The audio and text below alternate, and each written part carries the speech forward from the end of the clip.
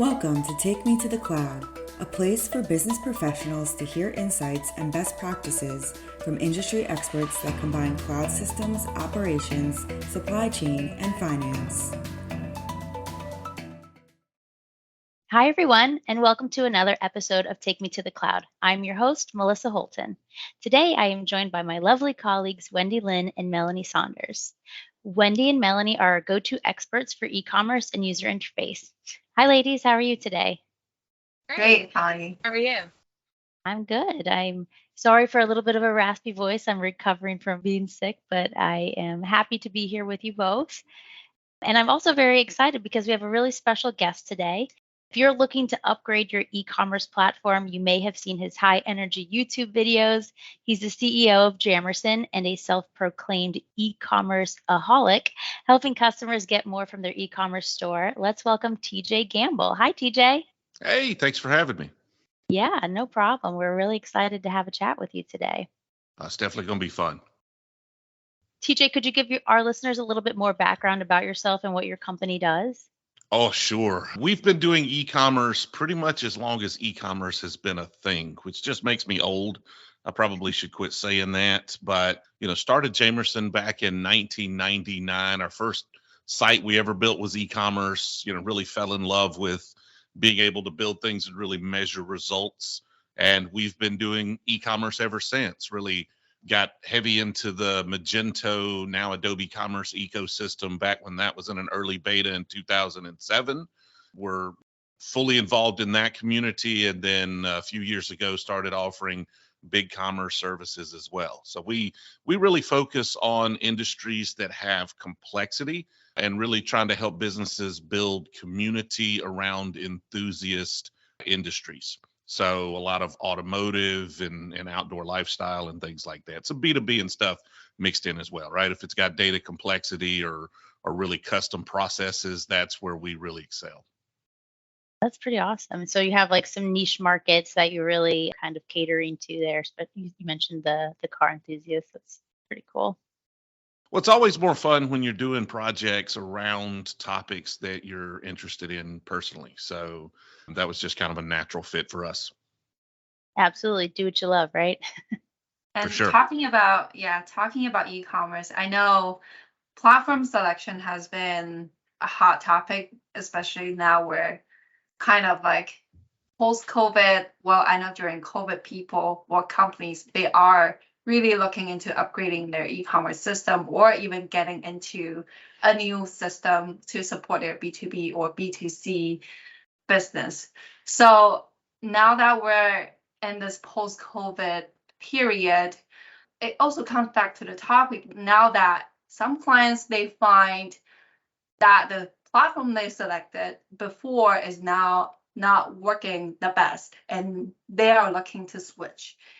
So the switching now gets to the question of when they're evaluating a new platform or thinking of switching to another platform, TJ, have you experienced any challenges in helping the clients navigate through the process? Sure. Yeah, there are a lot of challenges with that, especially these days.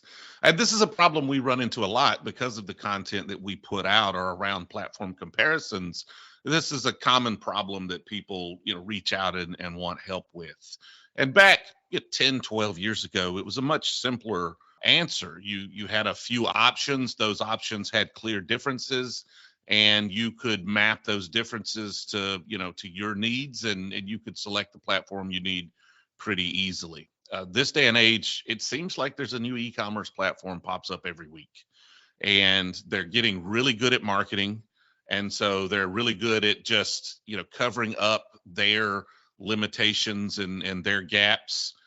And so it's nearly impossible. Like I don't envy merchants at this point that need to make the right selection for an e-commerce platform, because there's just so much information you need to consume. And realistically, nobody's going to go 100% of the way to make sure that's absolutely perfect and that they have everything they could possibly need. It could take you years to fully evaluate every platform. So you gather the information you can, you try to find any obvious areas where a platform is deficient, and then you make the best guess you can. And sometimes you guess correctly, and sometimes you miss the mark, and you find that a platform you've chosen previously just doesn't work for you, or you quickly outgrow it. Like we saw with the pandemic, as you mentioned, a lot of companies experienced that growth, and they chose a platform that was good for them beforehand, and then they had 3 years worth of growth in one, and now all of a sudden they're lacking something that they really need to take those next steps. So it is a very, very common problem. So TJ, do you find this is, I guess, a little pandemic talk, but do you find now that clients are trying to, they were sold something bigger than they needed during the pandemic and now they need to scale back? Or do you feel that it seems that they're kind of just running with it and going with it in general? Like, are they trying to go bigger because they realized, oh, wow, this really works for my business. I can reach so many different areas. Like, how are you seeing this in post-pandemic e-commerce world? Yeah, we're really just now starting to see the economy kind of slow down and really the results, right? So when you have that growth and then things start to taper off, we're really just now starting to see the effects on business, because business takes a little while to adjust to that. To your point, though, biting off more than you can chew or getting something that's bigger than what you need is not necessarily a pandemic problem. Most folks there were a lot of businesses that were making upgrades and things during the pandemic, but most businesses were just trying to hold on for dear life, figuring out supply chain issues and all of these different things. And so platform might have not been, first and foremost in their mind, but it's always been a problem to where businesses go out there and they want everything. What do you want? I want it all. And I want to be able to do all of the things we could ever possibly want to do. But realistically, they're not going to do any of those things. They just, they want to, cover their basis and make sure they're running, hitting a platform or choosing a platform that is not going to hinder their growth.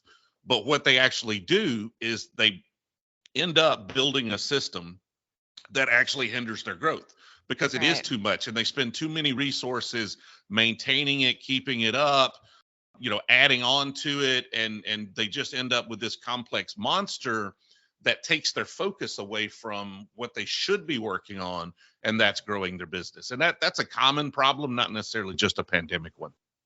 They're looking for all the bells and whistles, but they really could just do with some out of the box features. Yeah, I mean, that's part of it. Yes, it could be you choose a big open source platform when a smaller SaaS platform would have done just fine for your needs over the next 3 or 4 years. It could be that you build a big complex headless integration when just an open source out of the box platform would have worked for you.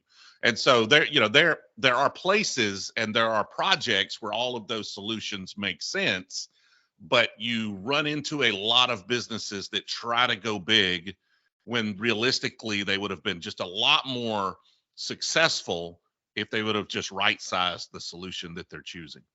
And add-ons are a big part of it now too, because they're also sparkly and shiny and they can help you so much. And a lot of them can, but I think if you don't have someone like Jamersan or with them or someone trying to help you narrow them down, and you're just stepping into e-commerce and you don't know exactly how it works. I mean, it's so easy, and a lot of them, you're just downloading these plugins thinking, this is going to be so easy because that is how it's advertised. And then you're in your back end inventory and you're in your front end web store, things aren't working or they're too difficult. And even though they should be, that's how they're advertised. But I think a lot of people, when they don't have help narrowing that down exactly what they want, because a lot of times people don't know what they want. That's what it seems like they think they do, but they need just maybe sometimes a little bit of help narrowing that scope down for them. Well, marketing has gotten really good at hiding their deficiencies, and salespeople have gotten really good at avoiding problems that you might raise some questions about. So it's easy to get sold something, for sure. Something that I realize is that when it comes to evaluating a platform, business usually don't want to spend a lot of time and resource into landing a right decision. So they usually leverage, for example, online research or word of mouth that they find from other connections to get to a decision as quickly as possible, and then they implement the solutions. But there are like risks, of course, associated to that, like what we just mentioned, TJ. They didn't really consider what works for them and what doesn't work for them. And the opportunity cost behind that is very big, because now then you have to consider switching the platforms, training the people for both platforms, and then the whole people, process, and technology needs to be considered there within that evaluation process. And then working backwards and trying to fix maybe some of the things that were rushed in and they need to go back, and it can be a lot. Oh, for sure. You call Gardner or you call Forrester, you get their reports, you start at the top, you work your way down. But realistically, what do those reports have to do with your business? Absolutely nothing. How are they evaluating those platforms to put them at the top? Like, just because they're at the top of that list doesn't mean they're the best for your particular business or project. And if you choose poorly, you didn't just waste time building that. You didn't just, waste the money that you invested into that.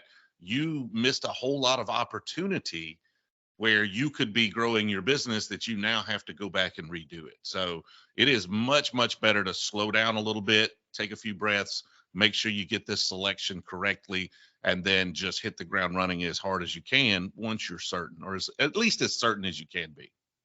Yeah, and that's actually a good way to plug both of our services, right? Sometimes having a team that can help you navigate where you might be unsure, or help you map out the best way to implement the new system, maybe on the upfront cost might be a little bit more than you're willing to pay, but in the long run could really help you out, as you're not having to waste resources if the implementation didn't go correctly.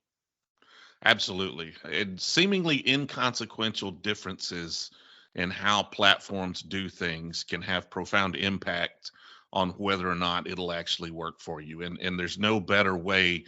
There's really no way for a business to fully understand that other than interacting with someone that really understands the platform and can put the time in to understand your business need around that functionality.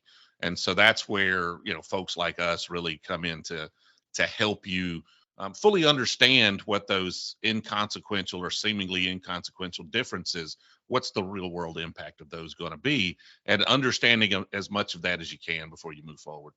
Yeah, it's like, I guess if you broke your leg, you're not gonna, I mean, you probably would, but Google the solution. You're gonna go to a doctor or someone that can help you. And same if this is your livelihood, your business, your bread and butter, your, way that you're living, it's a good idea to go to someone that specializes in what you're trying to build and, how you're trying to live. Yeah, it can definitely be intimidating, but it's a good way to go.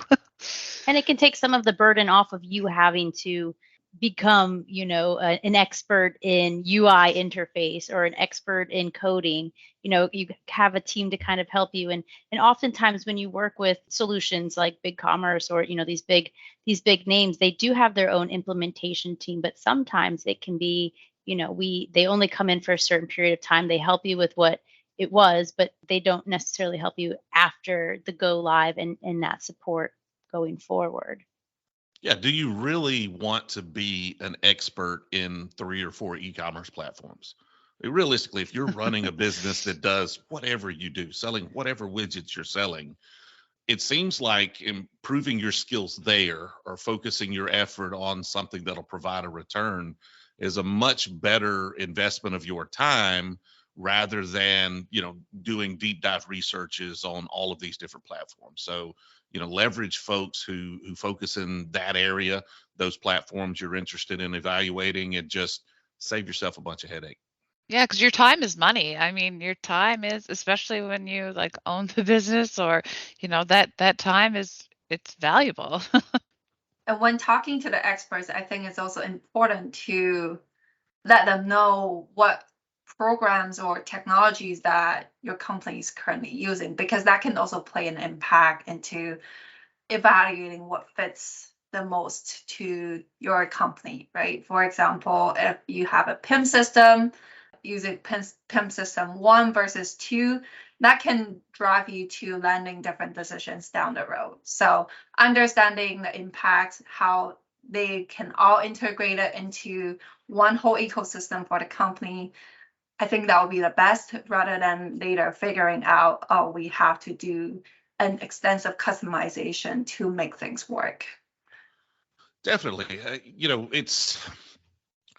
There's a process we go through to choose an e-commerce platform. And one of the benefits of working with us is we've seen a lot of different businesses. We've seen a lot of different problems and different approaches. And choosing, or understanding what technology you have is a part of that, but that's really later in the process for us. Yeah. What you should do, in our opinion, when you're going through a process like this, is you should really start with introspection. Right? You might need a therapist for this more than you need an e-commerce expert. First of all, a lot of e-commerce projects start from a place of pain. You have some system that's not working for you, or some process that you want to do that you're not able to currently do. And a lot of people will look at this project as a necessary evil. And if you go into the project with that kind of mindset, you're oftentimes setting yourself up for failure, or at least for more pain. You need to look at this as an opportunity to take those next steps. Sure, what you have doesn't work. You wished it did. It doesn't. And you're moving on. So now, what is the opportunity that's presented to you? And making sure you frame this project from a positive mindset. From there, you're going to have to understand what's working for you. Like every business has something special about them, at least every successful business. If you don't have something that's special about you, then you probably just go ahead and stop the podcast here, because we're not going to be able to help you, right? You're not a successful business. So understand what's working, right? You've got these geese that lay golden eggs, right? These things that really are providing revenue and working for your business. You make sure you protect them at all costs. You need to understand everything about these aspects of your business. And then you move on to what's not working for you. What are the headaches? What are the problems? What are the things you wished you could do? And then, only then, once you know, okay, this is a positive thing for us, we understand what's working for us, we understand what's not working for us. At that point, you start looking at the tools you already have in the mix, and what's staying, what's not staying. Do we have a PIM? Is it working for us? Do we need a PIM? You do that, and then once you get past that, it's really about prioritizing the things you want. You now got a list of things that you would like to be able to accomplish. Prioritize them, because oftentimes you can't do them all at once. Sometimes you're going to have to phase these out or do whatever. And it's only then, once you know what works, it's positive, you know what works, you know what doesn't work, you know what systems are at play, you've prioritized the things you want. It's really only now you should start evaluating e-commerce platforms.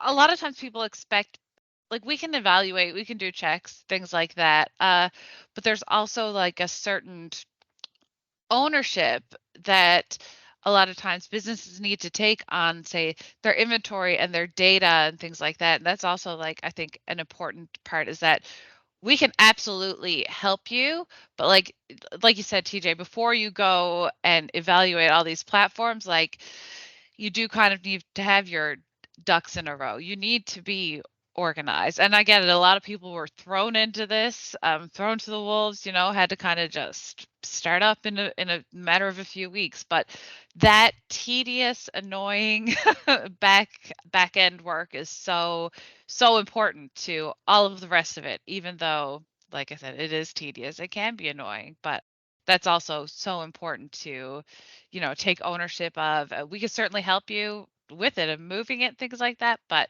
having your head around that is definitely super important as well. Yeah, and having you need people on your team to have buy-in as well. Like your Yep. staff needs to be supportive and understand what the end goal is, not just coming from the top, this is what we're doing, but kind of getting some input into how everybody else's role could be impacted by getting a new system. Yeah, any endeavor in your business, not just an e-commerce endeavor, any endeavor that doesn't start with employee buy-in is doomed to fail. Yep. And so how you get that buy-in is just like you mentioned, just making sure they're involved and their voice is heard from the beginning, understanding what the people who will interact with this system, and that this system, will support and aid, making sure you understand what their problems, their concerns with it are, and addressing those all throughout the process, not just dumping it on them at the end and saying, hope this works, enjoy it.